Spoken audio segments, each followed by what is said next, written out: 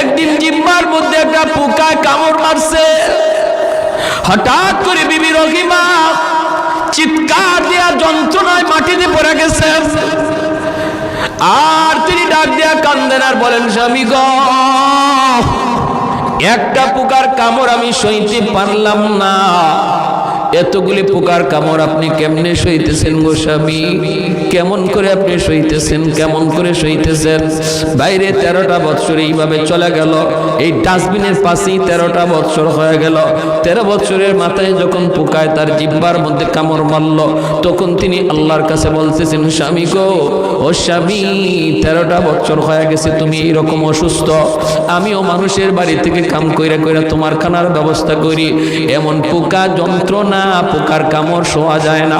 ও স্বামী, একটু আল্লাহর কাছে বলো না, আল্লাহ যেন তোমার এই বিপদ দূর করে, আল্লাহ যেন তোমার সুস্থ করে দেয়। এই কথা বলা মাত্রই আইয়ুব আলাইহিস সালাম কয়, না গো বিবি, আমি এমন কথা আল্লাহর কাছে বলতে পারবো না। কারণ হলো, আল্লাহ যদি আমাকে জিজ্ঞেস করে, আইয়ুব 70 বছর পর্যন্ত আমি আল্লাহ তোমার সুস্থ রাখলাম, অসুস্থ হইছো মাত্র 13 বছর, এখনো তো 70 বছরের সমানে সমানে হয় নাই, এখনই বুঝি তুমি অস্থির হয়ে গেছ। কি জবাব দিব গো রহিমা, কি জবাব দিব?